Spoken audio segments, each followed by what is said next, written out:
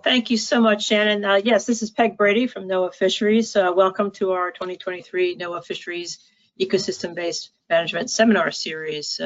We are continuing the series after beginning it back in November 2017. And we're taking a slight diversion today, taking a much broader look than our own marine ecosystems.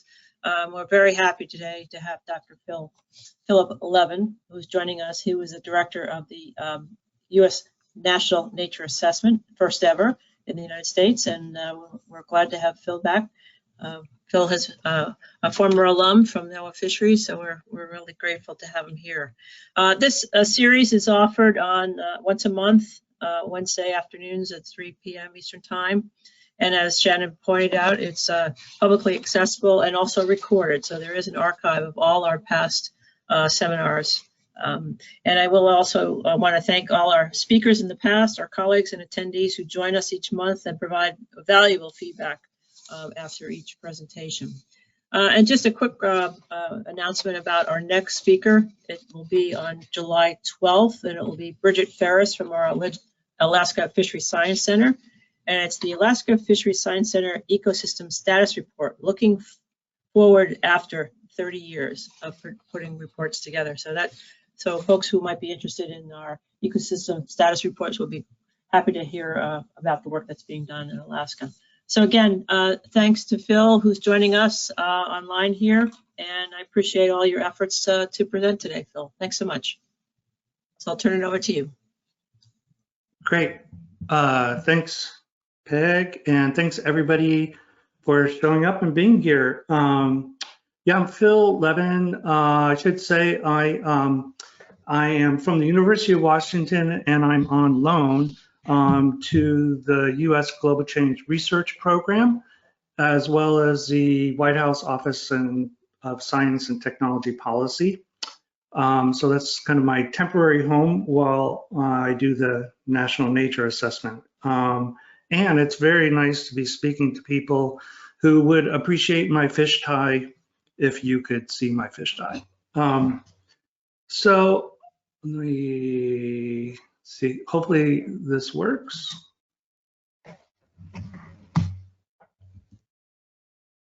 So when you think about nature, what comes to mind? For me, there's just breathtaking beauty. There's ecosystems, really complex, dynamic systems. I think of coral reefs and the biodiversity of coral reefs, the biodiversity of rainforests, even the biodiversity of the desert. It's just, to me, it's overwhelming. For some people, and I would say for me too, when I think of nature, I think of a forest, and I think of the healing powers of a forest, or just the amazing complex adaptations of individual species, their cycles, their patterns of distribution in time and space. I mean, all this for me just inspires awe. And it fuels innovation. It provides us solace. And I think it teaches us all valuable lessons about ourselves and the world. I mean, I think it's fair to say that our vibrant landscapes, the vast array of individual species, it's truly one of our national treasures.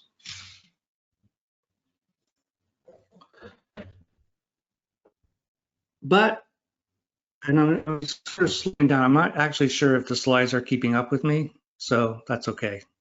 There might be a lag. I think we all see that nature's changing.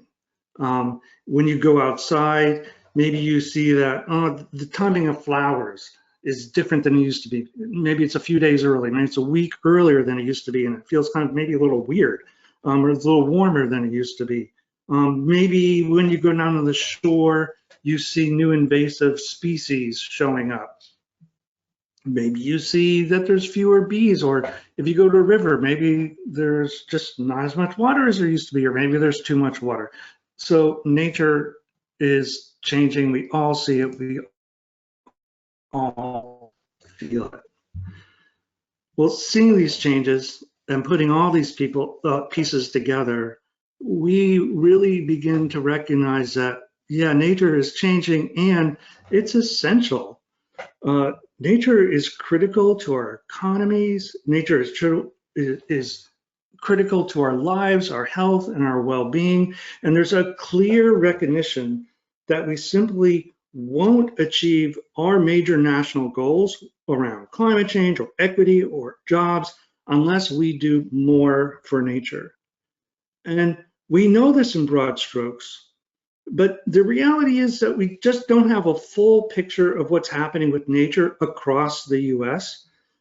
We don't fully understand how nature matters in our lives today and how that's changing and how it's changing in the future for our children and our children's children. And that's really the genesis for the first ever National Nature Assessment. So the National Nature Assessment, or I'll say NNA for short, is being conducted by the U.S. Global Change Research Program, which is an organization that coordinates activities across 14 federal agencies that are focused on global change. So unlike in the past, where US GCRP, Global Change Research Program, has really been known for their kind of their landmark national climate assessments, and they're now on the fifth one. This one recognizes that nature itself is also changing and is also an important aspect of global change.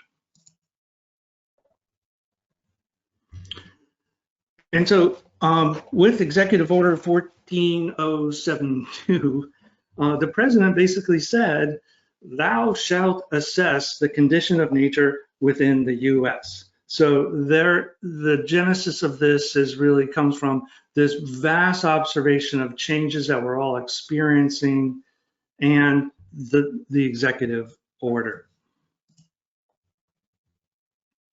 Within US GCRP, we are going to do this assessment, really just kind of with me as a director, a chief of staff, and 2 support staff.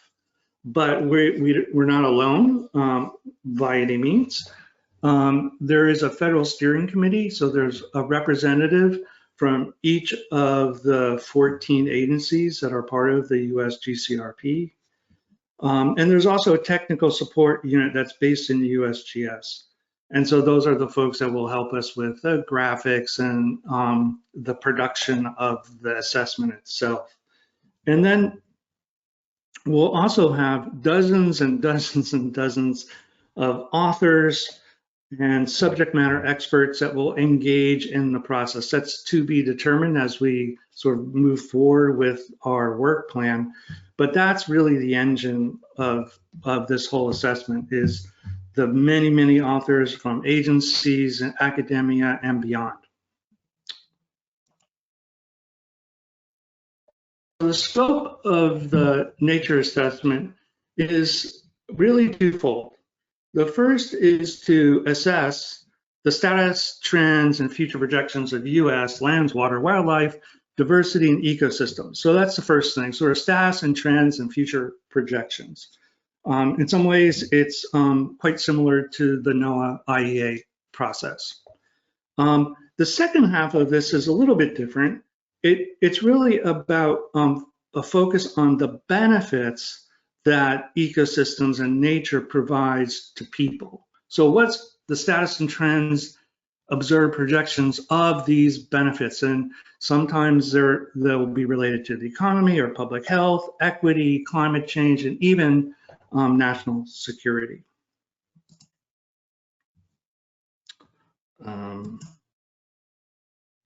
Okay. And so the NNA is meant to be first and foremost use inspired. That is, it is an assessment that's not just a compilation of data and trends, but really focused on what are the needs of people and how can we conduct an assessment that meets the needs of individuals, communities, and even federal agencies. And we want, as a fundamental principle of the NNA, to be inclusive. So the author teams will include not just agency and researchers from academia, but also include people who have local ecological knowledge, indigenous knowledge, people who are experts, but maybe come from a different knowledge system than maybe has been typically included in the past. And so we have been engaged in a lot of outreach in order to, because it's youth inspired, we have to like talk to users, obviously. And because we want to be inclusive, we have to talk to a wide array of people. And so we're doing this to increase awareness, to be transparent about what we're doing, but really to understand potential users. What do they need? What do they want? And we're trying to proactively engage people so that we can get the input we need to create a report that's not only scientifically rigorous, that's not only highly impactful, but that meets the needs of the users, and that's user-inspired in the assessment, but it also inspires people to use the assessment. And so to do this, we've consulted with federally recognized tribes. We've met with scientific communities, lots of different non-technical, non-federal organizations and agencies. We also had a Federal Register request for information, which closed in March, where we went out and we asked people many questions and received over 3,000 comments about what people want to see in a national nature assessment and how they might use it. And so some of the questions we asked were things like, what does nature mean to you? Which is kind of fundamental when you're doing a nature assessment. I think we all recognize that when we say nature, it's actually not a very precise term. So what do we mean by that? And so why don't we, I think this will work, maybe. Why don't we take a second, and if people can type into the chat a word that answers this question. So what does nature mean to you? What's a word that comes up? Am I allowed to do this? Will this break the system? No, not at all, Phil. I'm seeing outdoors, beauty, hiking, embedded, life, wildlife, intrinsic, ecosystems, salvation, wild, solace, and we have in all caps everything. So you're starting to see that, you know, intuitively we know it, but it's really like if you ask somebody, what does nature mean to you? You get kind of different answers. Some are related, but some are quite different. Some people think of wilderness, a place distant, far away that you go to. Some people think about their backyard. Some people would think about a plant inside their house as nature. So what nature means is fundamentally different to people. And so a nature assessment has to be able to meet the needs of all these diverse people. A second question we're asking is, what should we do? So it's like, I kind of go around asking people to define my job, which is kind of interesting. So what questions should the National Nature Assessment answer? In a way, it's sort of like saying, what do you wish you knew about nature in the US that maybe you don't know right now? And again, you could imagine the answer to that question or to these questions really differs depending on who you are, where you live, and how you are connected to nature. And then we also asked what kind of products can best communicate the findings of the National Nature Assessment. For some people, maybe that's a report online. Some people don't have really good access to online reports. Maybe they just want a plain old piece of paper. Others would like something different than a traditional report. Maybe they want to be able to speak about the patterns that they see, their experience of nature, their connection to nature, the changes they observe in nature. Maybe they want to talk about that in their own words. So how do we accomplish that? There's lots of different ways that people want to see the findings of this, and we're trying to capture that and generate products that speak to all these needs to the best of our ability.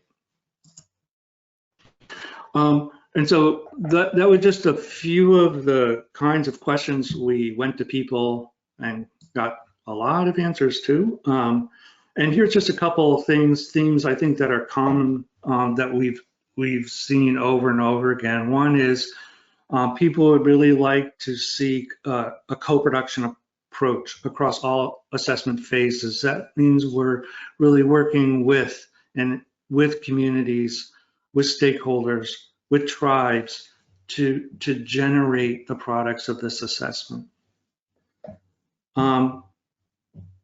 People would like us to engage users. Sometimes people are too busy or whatever, but there are trusted networks, there's boundary organizations out there that can help with that. People would like to see lots of different ways of engaging with them, so not just old school ways of reaching out to people, but lots of different methods. We've heard over and over again to honor Indigenous knowledge, and Indigenous knowledge holders have rights, and we need to be respectful of the rights of those knowledge holders. And that our report should really reflect lived experiences.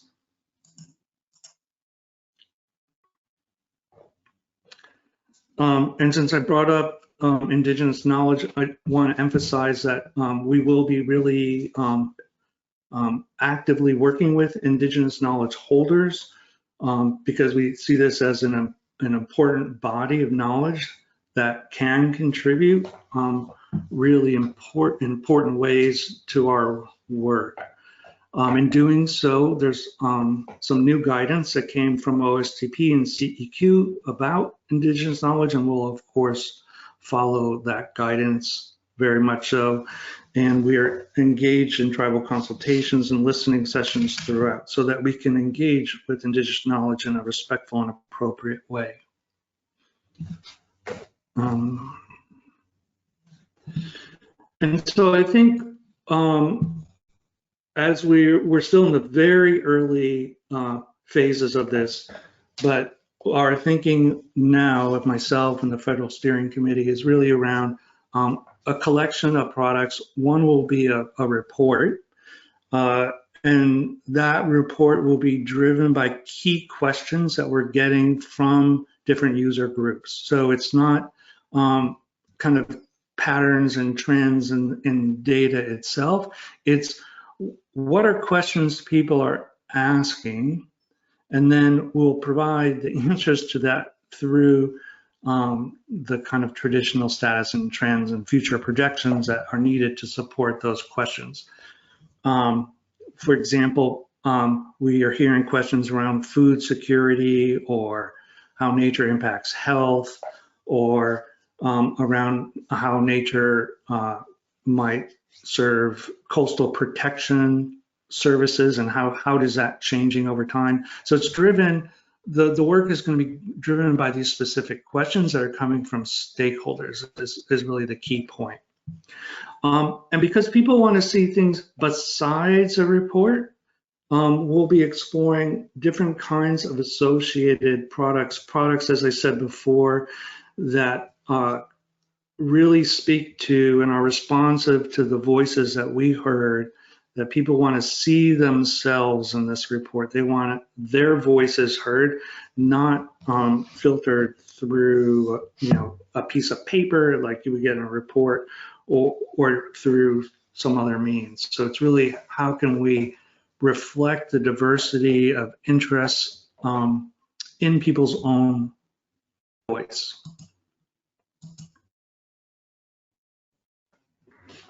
And then another thing perhaps, is that there's a lot of activity right now happening in the White House around nature, and the National Nature Assessment is just one of those activities. And so just to give you a little bit of a sense of where it fits into the bigger picture, I think there's one way to think about it is there's a couple efforts really around ecosystem services and natural capital of how do we account for nature. And that's information that we might use when we think about knowing nature, especially when we think about nature's benefits. That can be an input into the nature assessment. And then there's other efforts associated like with America the Beautiful or nature-based solutions that are really focused on how do we increase the amount of nature that's out there to provide the services. And of course that would feed back into the assessment. As the assessment goes forward in time, we'll see status and trends of the nature that is providing these services that we all use and value. And so I'll conclude by saying we're in a very early days. This is a very vague, I think, high-level presentation because we're at the vague, high-level stage where we are seeking input specifically to guide the work that we're going to do. So I look forward to your questions, and I encourage you to look for a prospectus, which will be coming out this summer. They'll be available for comment, so please do look for that and comment on that. And then we'll also be searching for our diverse author pool in the fall, if all goes according to plan. And so please, consider yourself or others as potential authors. And I will stop there.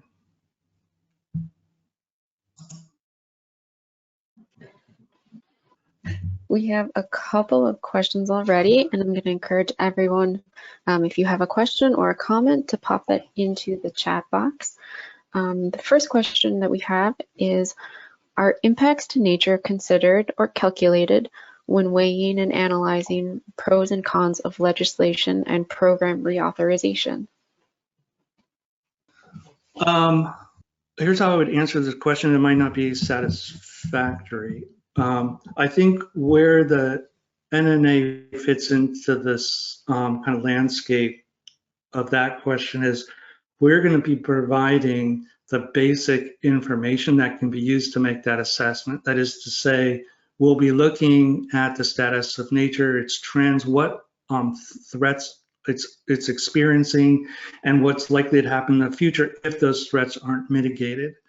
At that point, the assessment, like a lot of scientific products within the government, doesn't dictate what policy should be. It informs it, it's providing information, but then in terms of what's happening in the legislative process, that's separate, if that makes sense. So we are informing but not dictating. We provide information, but we're not sort of directly linked to policy per se.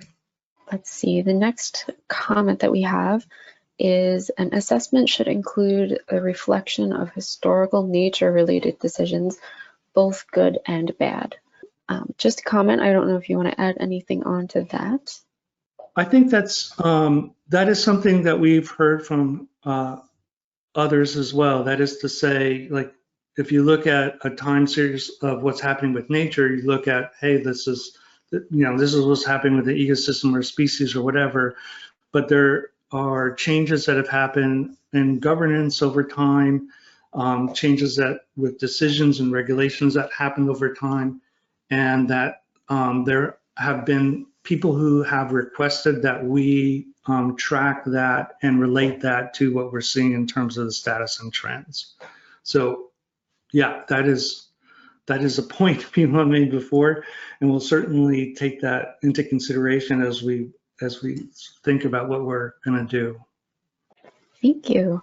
The next question is, will the NNA be forward-looking? That is, will it look at potential future trends due to climate, population growth, multiple stressors, etc.? Yes, One of our mandates is to look at future projections. So that is squarely part of our scope and part of our charge. How exactly we'll do that remains to be seen. I imagine that we will learn a lot of lessons from like the National Climate Assessment or IPBES or other kind of biodiversity assessments, likely going to be scenario based. So we have business as usual and have alternative scenarios, and then we ask what changes. The response variables and those sorts of analyses, so in other words, like sort of what we actually look at, would be related back to those benefits or the questions that people are interested in. So I think that will make it different than what's been done before. So for example, if a question is, how is nature impacting health? That's sort of looking at sort of a status of what's nature and health. And then we can say, well, our analyses show under business as usual, this is the trend for nature and this is the trend of health. So we have to, it's a very complex question, right? And then come up with alternative strategies, alternative scenarios that allow us to look at the ways in which, in this case, this example, health outcomes might shift as a consequence of different policies or scenarios around nature. The next question is, will you be including examples of nature-based solutions that have been both innovative and successful? Yes, we will. I think there's a number of areas where nature-based solutions will be really important for us to look at. For example, I'm quite certain that we'll do something kind of that focuses on risk reduction and, for example, coastal communities or communities that might be impacted by other sorts of environmental hazards. And so how will nature-based solutions play into that? What's the likely trend in different nature-based solutions? And nature itself, like, so not nature-based solutions, sometimes people think of as restoration activities sometimes. Like in the case of stormwater, for example, building green infrastructure might be a nature-based action that you could take that impacts some outcomes. But also the status and trends of nature itself will also be part of that equation for us. The next question is the NNA likely going to follow the structure of the National Climate Assessment in terms of having topical and regional chapters? I think it's still to be determined. So this is a discussion with our federal steering committee about the structure of the report. We are going to be different than the National Climate Assessment in lots of different ways, I think. And I think you'll end up seeing a structure that's likely going to be, again, based on this idea of use inspired and question driven. So I can't say for sure how it will turn out. My guess is it will look somewhat different than the climate assessment because it's focused on questions more so than the climate assessment is. All right, thank you. The next question is there a study that weighs the value to Homo sapiens provided by nature and the value of the world GDP? I don't know the direct answer to that question.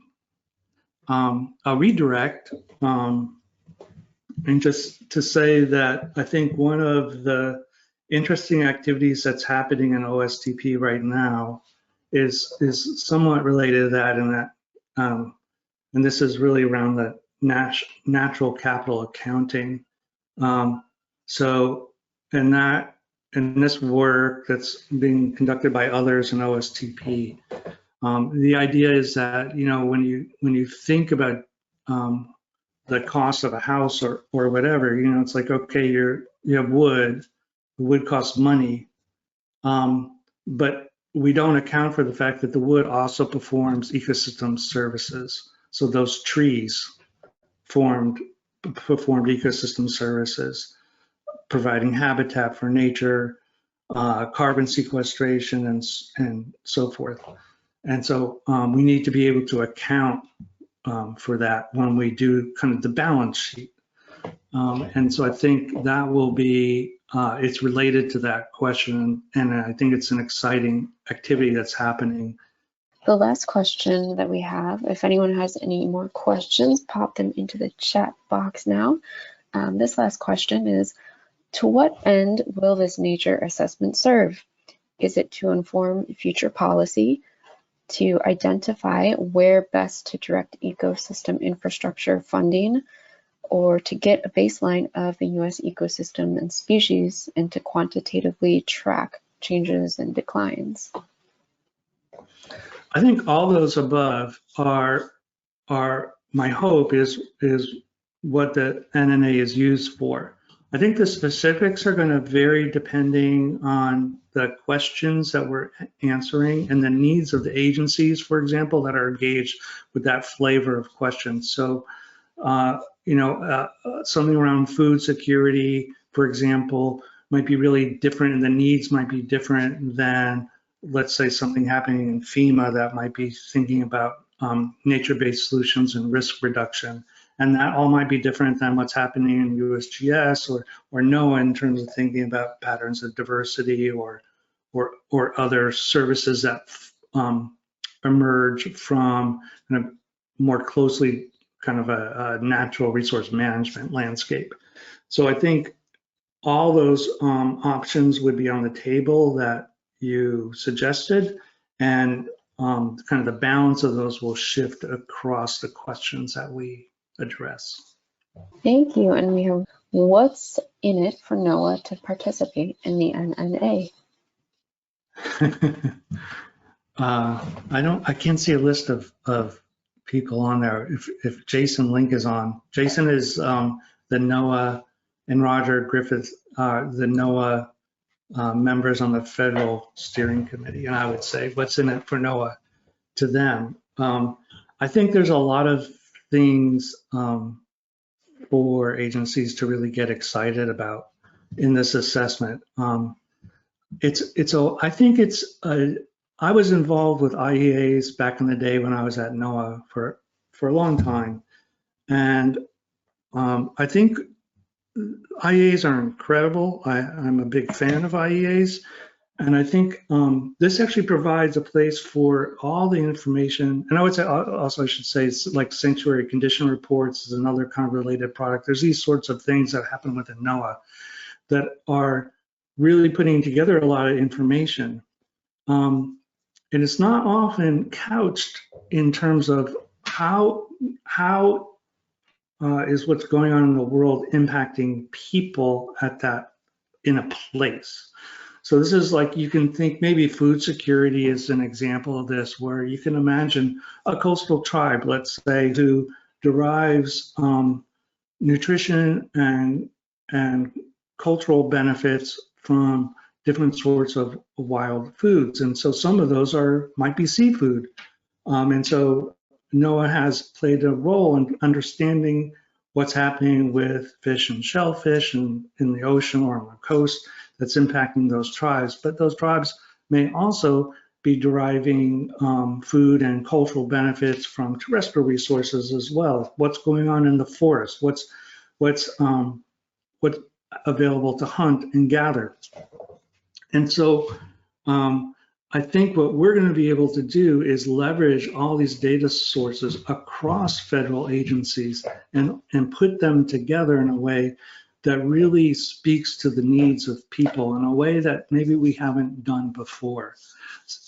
I mean, there's a huge amount of information out there within NOAA and, Department of Interior and NASA and so on and so forth. There's all this information out there. There's no shortage of information.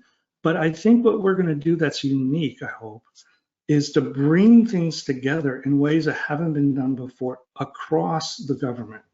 I think that's the power of having this sit in USGCRP as this entity that really coordinates across 14 different agencies. It's just a way to really break down boundaries in ways that hasn't been done before, I hope. We got a handful of questions come in. Let's see. If I talk long My answer enough, was doing great. during questions. No, not at all. All right, we've got two questions that are pretty similar here. So when do you expect we will see the results from this project, and what's the time frame for development and completion?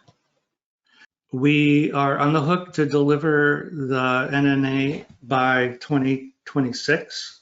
Nobody gave me a date within 2026, so I'm assuming it's December 31st. But the end of 2026, we should have the first iteration of the National Nature Assessment, and I hope it's the first of many. I don't know what else was in that question. I think the other thing is that at our current kind of timeline, we'll be bringing authors on to begin work this fall.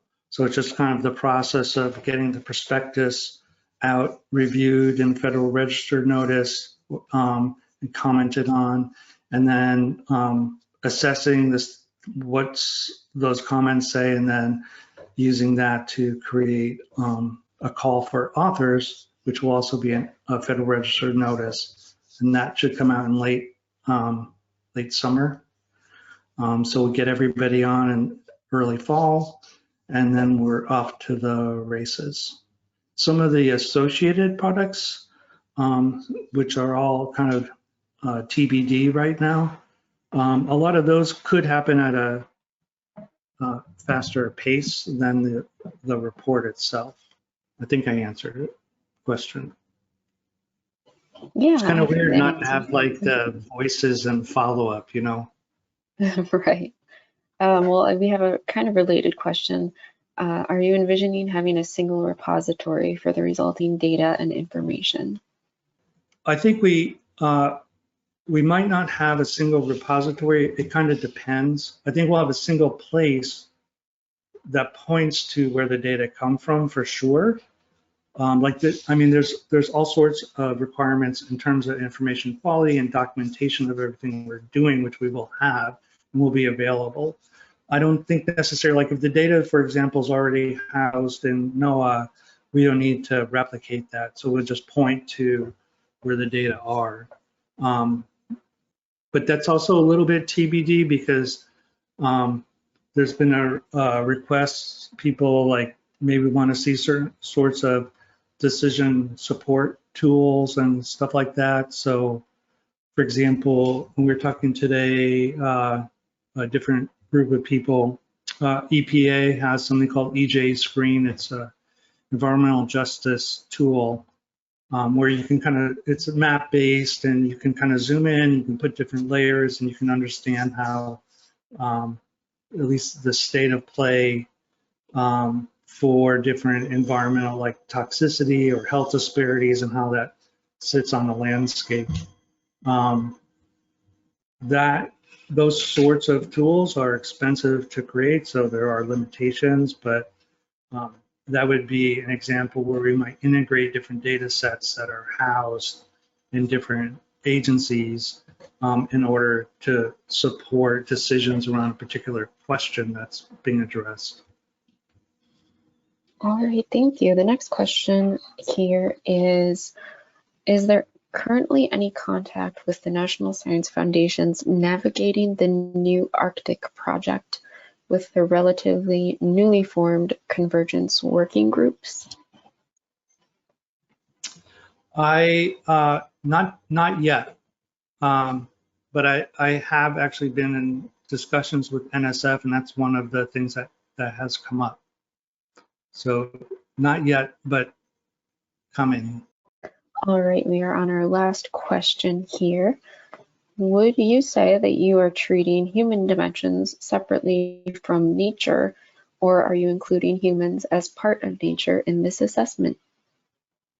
That's a really good question. I mean, as you might imagine, when you ask somebody what is nature, one of the big distinctions that you see is those who kind of maintain a perspective of nature-human dichotomy and those who do not see that.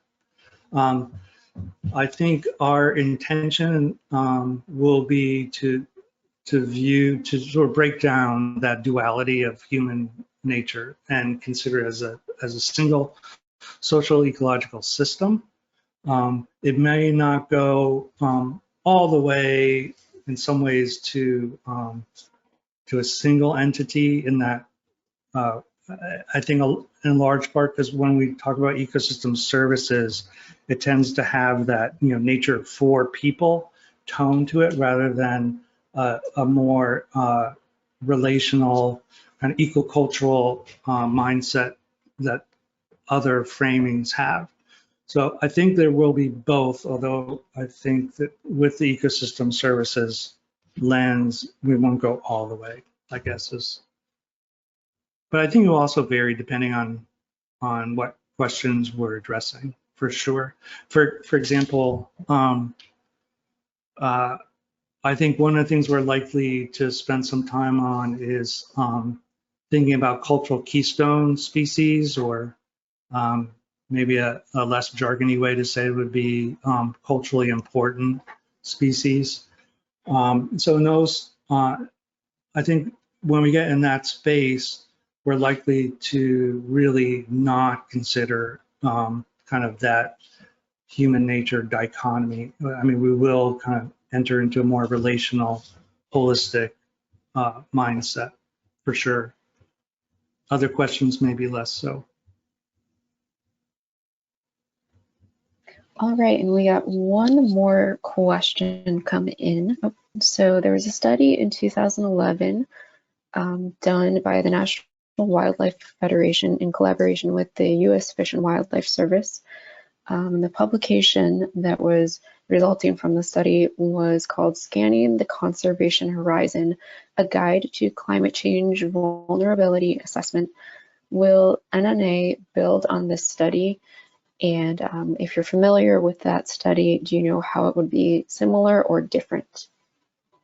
I am aware of that study. I haven't looked at it in a long time, so I can't speak like directly to it. Anything that anybody thinks is relevant for us to think about, please do send it to me because we will use it. It's one of the questions we asked all of the stakeholders is, give us things that you think that we should really pay attention to and are aware of. And so that one I have seen, but it wasn't top of mind. So yeah, I'm happy to take another look at that. Actually, no, I should say in the call for authors, Federal Register notice, that will be explicit in there too, is there's actually a request as part of that to provide this kind of input.